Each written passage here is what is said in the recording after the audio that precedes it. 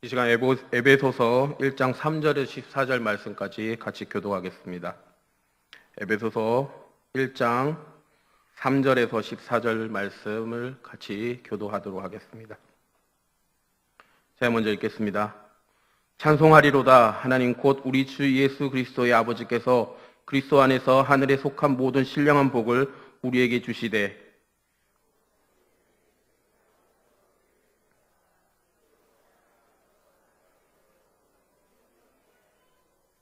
그 기쁘신 뜻대로 우리를 예정하사 예수 그리스도로 말미암아 자기의 아들을 되게 하셨으니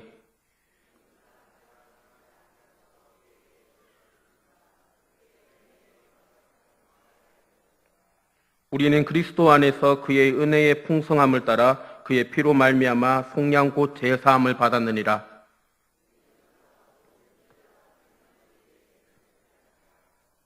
그 뜻의 비밀을 우리에게 알리신 것이요 그의 기뻐하심을 따라 그리스도 안에서 때가 찬 경륜을 위하여 예정하신 것이니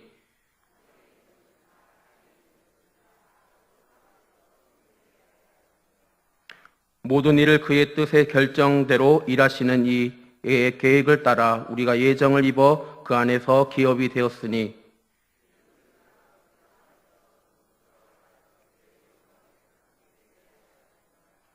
그 안에서 너희도 진리의 말씀 곧 너희의 구원의 복음을 듣고 그 안에서 또한 믿어 약속의 성령으로 인치심을 받았으니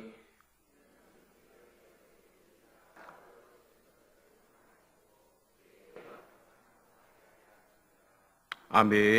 조류학자들은 출생 직후에 조류들에게 특히 오리가에 보이는 조류가들에게 보이는 특징이 하나 있다고 합니다. 그게 무슨 특징이냐 하니까 각인작용이라는 그런 특징이 있습니다.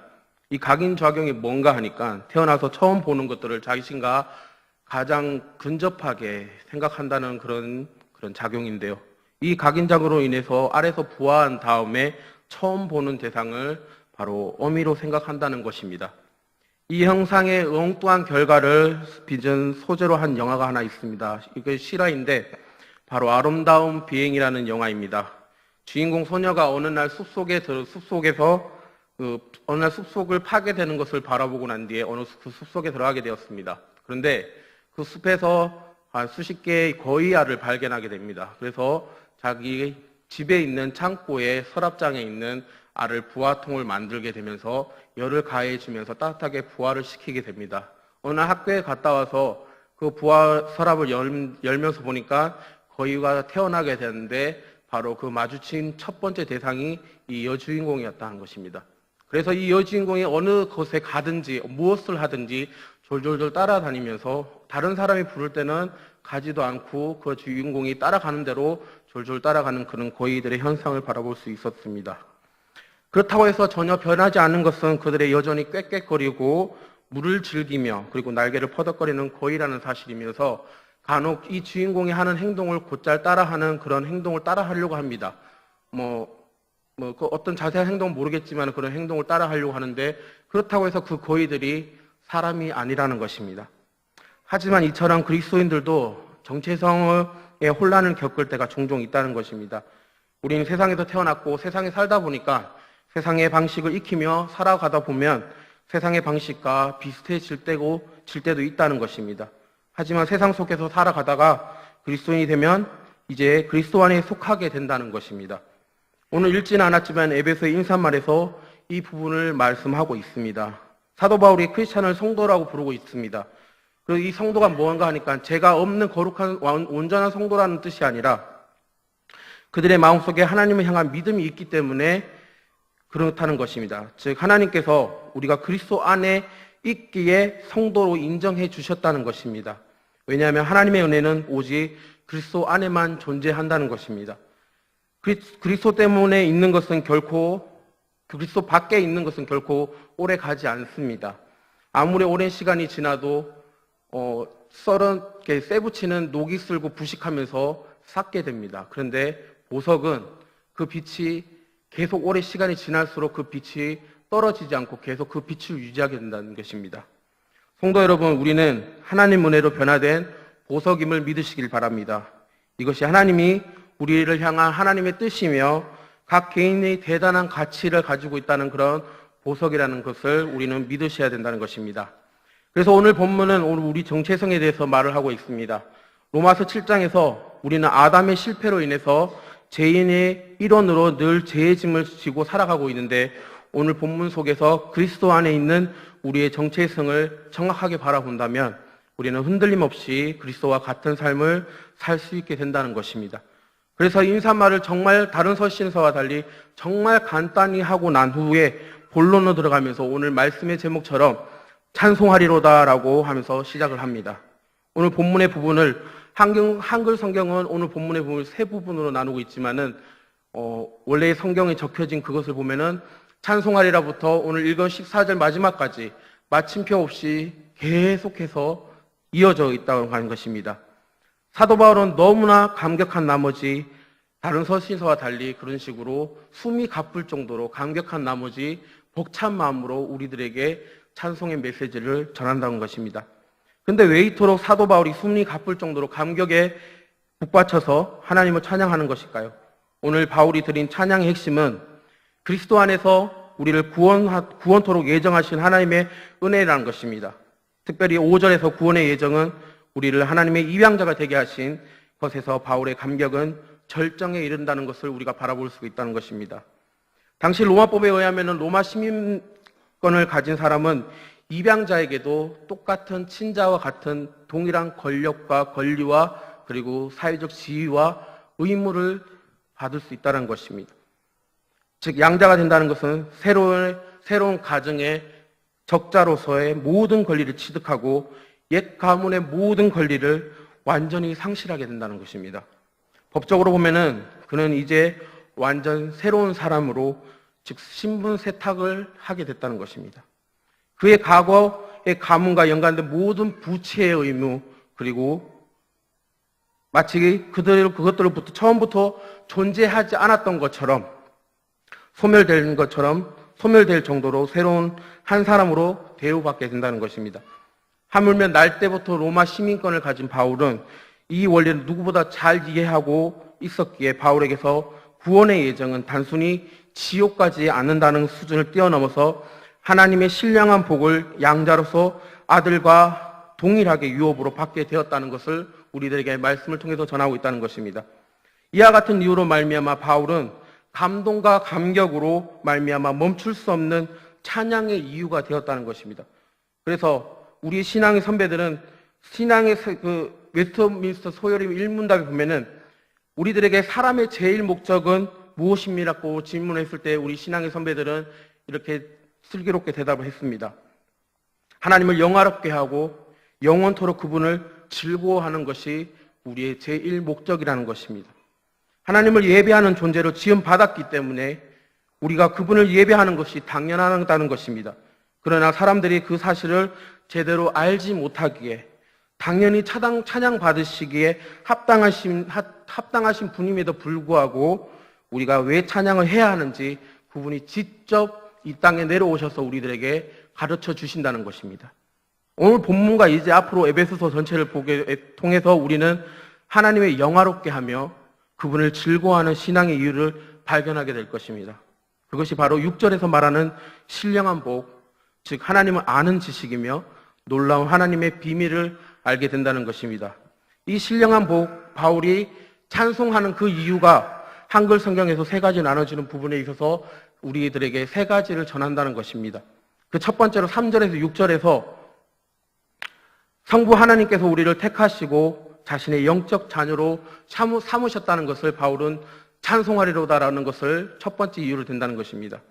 그 택함의 시점이 언제부터 택하는 것인가 하니까 바로 본문 4절에 보니까 창세 전부터 우리를 택하셨다는 것입니다. 그분의 계획에 따라 우리는 창세 전부터 그분의 자녀로 입양되었다는 것을 그 사실입니다. 우리는 그 사실에 대해서 간혹 이렇게 생각할 때도 있을 것입니다. 나는 그럴 정도로 그런 자격이 없는데, 또는 나는 믿고 싶지만 나에게 너무 가분한 처사이고 너무나 큰 은혜라는 것을 생각될 때도 있을 것입니다.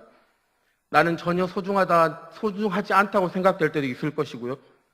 내가 그동안 하나님 앞에 잘못한 것이 얼마인데 타고난 결함에도 불구하고 하나님께서 나를 이렇게 정말 사랑하실까라고 생각하시는 분들도 있을 것입니다. 하지만 오늘 그런 생각을 가지신 분들에게 저는 이렇게 답변을 해드리고 싶습니다. 만약에 당신이 강산에서 다이아몬드를 채취를 했다고 합니다. 그래서 정말 기쁩니다. 다이아몬드 원석입니다. 그런 당신에게 다이아몬드 원석은 난 당신이 생각하는 다이아몬드가 아닙니다. 아직 철광석도 섞여 있고 이름도 모르는 퇴적물들도 섞여 있고 흙먼지도 묻혀 있어서 그냥 당신이 생각하는 다이아몬드처럼 그렇게 빛을 발하는 그런 정도가 아니라 여러 가지 불순물들이 섞여 있습니다. 그래서 나는 더럽고 아무 가치가 없습니다라고 말하는 다이아몬드에게 여러분들은 뭐라고 대답하실 것입니까? 아마 이렇게 대답할 것입니다. 그래, 나도 너 지금 다이아몬드 원석이기 때문에 더럽고 퇴적물도 묻혀 있고 불순물도 있고 철광석도 섞여 있는 것을 잘 안다. 하지만 난 너의 본질에 대해서는 너무나 잘 알고 있다. 너의 가치에 대해서는 너무나 잘 알고 있지만은 내겐 너를 위한 큰 계획이 있다.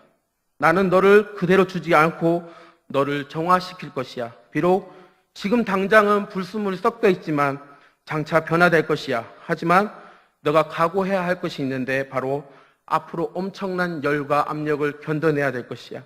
그러면서 정제된 다이아몬드를 보여주면서 이게 바로 너야 라고 말할 것입니다. 이 빛을 보라고. 얼마나 용롱하지 않니? 이 얼마나 반짝거리지 않니? 네가 앞으로 엄청난 열과 압력을 견뎌내면은 너도 이렇게 용롱한 빛을 발하게 될 것이라는 것을 여러분들은 그 다이아몬드 원석에게 말해줄 것입니다.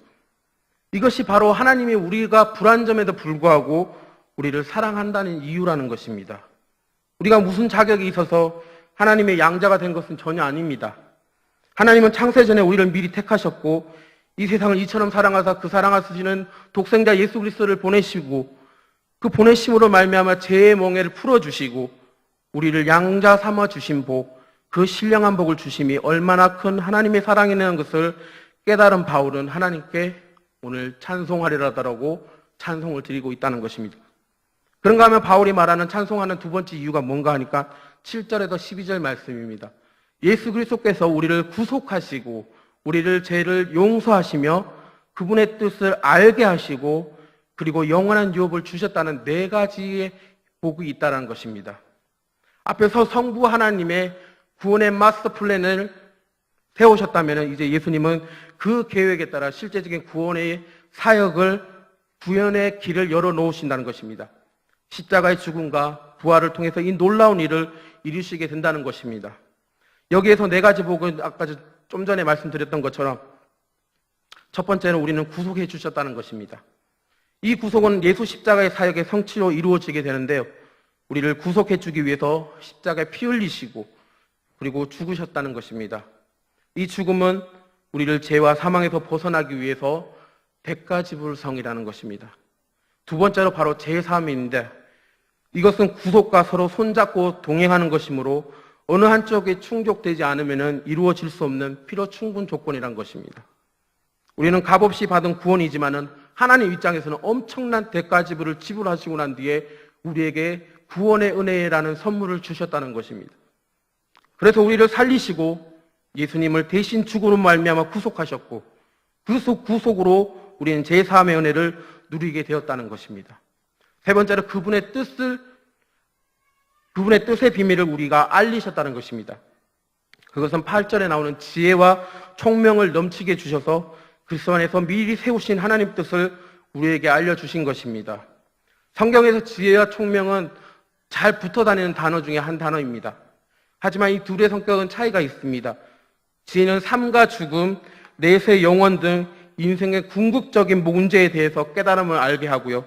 반면에 총명은 인생의 실제적인 문제에 대한 깨달음을 준다는 것입니다. 즉, 우리가 세상을 살면서 날마다 씨름하는 문제들에 대한 답을 얻는 것이 바로 총명이라는 것입니다.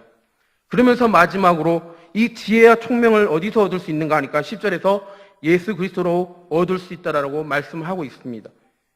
이 말이 무슨 말인가 하니까 첫사람 아담으로 말미암아서 죄로 인해서 온 우주의 조화와 질서가 다 파괴되었습니다. 그러나 예수 그리스도의 피는 인간을 회복시키는 것뿐만 아니라 온 우주 만물을 회복시켰다는 것입니다. 이 계획은 비밀스러운 것인데요. 때가 되어서 그리스도 안에서 그 비밀이 밝혀지게 되었다는 것을 우리는 10절을 말씀하고 있다는 것입니다. 예를 들어서 병원에 식물인간으로 누워있는 사람은 자기가 어떤 상태인지 전혀 인지하지 못한다고 합니다. 오직 그를 바라보는 가족들만 속이 타들어가고 있습니다. 하지만 이 식물인간인 사람이 엄청난 빚을 지고 있고 재판도 받아야 할 죄수의 입장에 있다는 사실입니다. 제3자의 눈으로 바라보면은 그저 깨어나지 않는 것이 이 가족들에게 행복한 것이라고 생각될 것인데, 그럼에도 불구하고 깨어나기를 바라는 사람들은 그의 가족들이라는 것입니다. 그의 부모이고 그의 배우자가 된다는 것입니다. 사실 우리의 인간의 구속이며 제3 같은 것은 모르고 살다가 우리가 무지한 상태입니다. 하지만 예수님은 절대로 안 된다라고 말씀하고 계십니다. 무슨 일이 있어도 이 인간들을 살려야겠다고 말씀하시고 있습니다. 무슨 일이 있어도 영적인 혼수 상태에서 깨어나길 원하신다는 것입니다. 그래서 치료가 되어서 새로운 삶을 살아야 한다는 것입니다. 하나님께서도 어떻게 말씀하십니까? 어떤 일이 있어도 치료되어야 하고 풀려나야 하며 빚을 갚아 새롭게 살아야 한다고 생각을 하시고 있습니다. 이것이 바로 우리를 향한 하나님의 사랑이고요. 이것이 우리를 향한 예수님의 사랑입니다. 우리를 치료하기 위해서, 우리를 살리기 위해서 내린 진단이 바로 예수 그리스도의 피라는 것입니다. 바로 어떤 다른 진단에는 없습니다. 다른 어떤 길도 없다는 것입니다. 오직 예수 그리스도의 피만 그 모든 것을 해결할 수 있는 진단이라는 것입니다. 빌립보서 2장 10절의 말씀에 보면은 하늘에 있는 자, 즉 천사들이고 말하고 있고, 땅에 있는 자도 우리 인간들을 말씀하시고 있고, 땅 아래 있는 것들, 흑암의 권세들을 말하고 있습니다. 그 모든 세력들이 모든 무릎을 예수 이름 앞에 꿇게 하신다라고 말씀하시고 있습니다.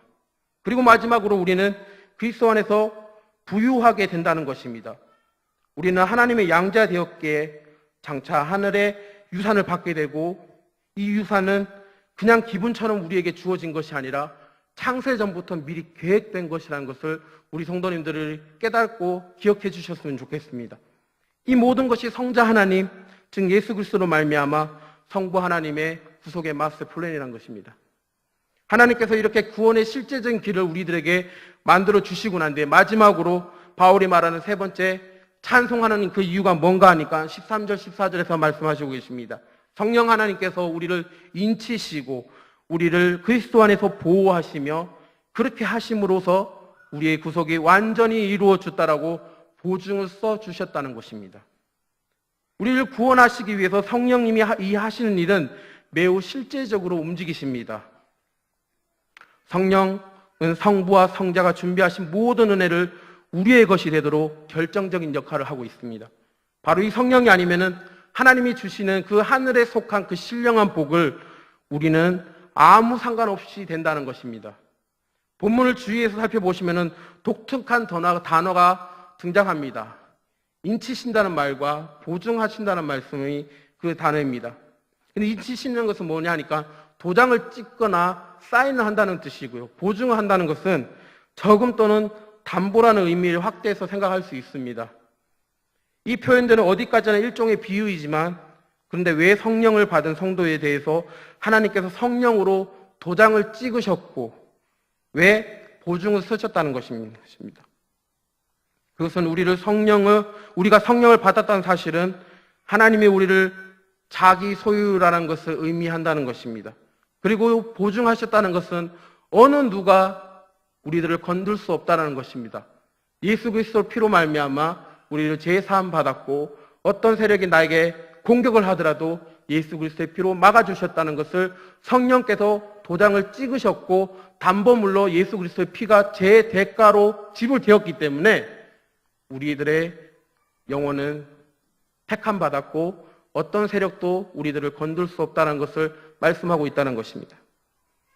왜 이렇게 하나님께서 자신의 선택한 자들을 그리스도 피로 구속한 다음에 성령을 인치시고 보증을 하게 할 대신 궁극적인 말씀이 뭔가 하니까 바로 오늘 말씀 제목처럼, 그리고 바울이 감격의 복받쳐서 내뱉었던 그 첫 마디가 찬송하리로다라는 것입니다.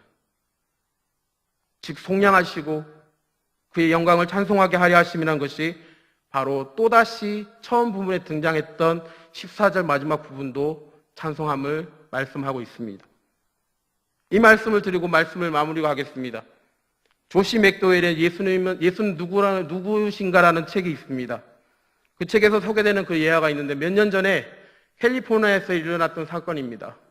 어느 여인이 가속을 하면서 경찰에게 단속에 걸리게 되었습니다. 좀 심한 단속을 했던 것 같습니다. 그래서 재판까지 해보게 되게 되고 재판 앞에 서게 되었습니다. 그래서 재판을 하면서 소장을 재판관이 읽었습니다. 그리고 당신의 유죄를 인정하십니까? 라고 말을 하면서 그 여인은 예, 인정합니다라고 대답을 했습니다. 그 재판관은 판결을 내리면서 10시간의 사회봉산명령과 $100의 그런 벌금형을 내리게 되었습니다. 그리고 난 뒤에 희한한 일이 벌어졌습니다. 법복을 벗고 난 뒤에 자신의 지갑에서 $100를 꺼내서 그 딸의 그 여인이 $100의 그 벌금을 지불했다는 것입니다. 이미 제가 말을 했습니다. 그 아버지가 법관이랐다는 것입니다. 우리 예수님도 똑같습니다. 우리 하나님도 똑같습니다. 우리가 죄에 대해서 속해 있고 죄의 멍에를 메고 있고 그 죄의 엄청난 대가를 지고 있었지만은 예수 그리스도의 피값으로 우리의 대신해서 지불하셨다는 것입니다. 여인과 같은 우리는 죄인입니다. 그리고 하나님은 죄의 대가로 그리스도의 죽음이라는 것을 내놓으셨습니다. 공의로우신 하나님은 자녀인 우리를 사랑함에도 불구하고 죄에 대해서 형벌을 내리셔야 했습니다. 그러나 하나님은 우리를 절대 버려두시지 않았습니다. 인간의 모습으로 내려오셔서 자신이 직접 십자가에 못 박혀서 돌아가시는 그 사랑을 우리에게 끝없는 사랑을 베풀어 주셨다는 것입니다. 그것이 바로 그리스도의 십자가의 죽음입니다. 그래서 이 사랑을 알게 된 바울은 감격하면서 에베소 지역의 성도들에게 뿐만 아니라 우리들에게 편지 쓰는 부분이 바로 에베소서입니다. 우리들도 하나님께서 창세전에 택하셨고 그의 죄의 대가를 지불하기 위해서 이 땅에 오셔서 십자가를 지셨고 그것을 보증하시기 위해서 성령으로 우리를 인치심으로 그 어떤 것도 우리들을 건드릴 수 없다고 우리들에게 쉴 새 없이 말씀을 통해서 전하고 있습니다.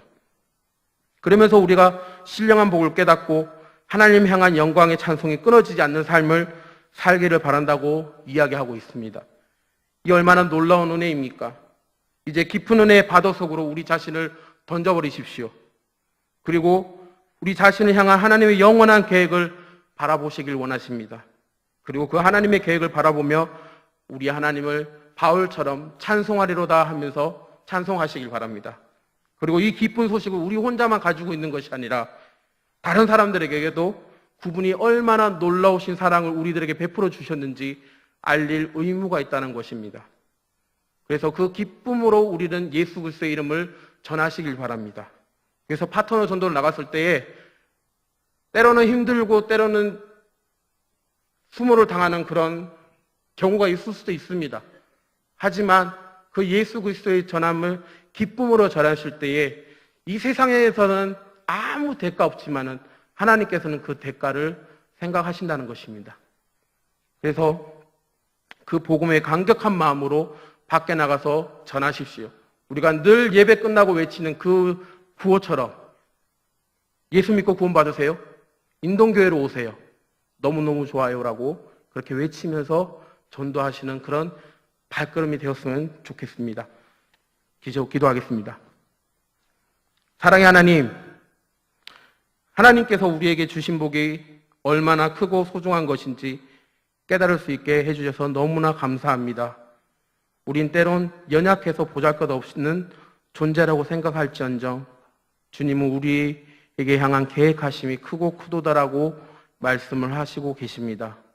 우리가 그 이 크고 비밀한 일을 깨닫게 되므로 주님께 영광을 돌리는 삶을 살게 하시고 그에 합당한 삶을 살아갈 수 있도록 힘과 은혜를 허락해 주시옵소서.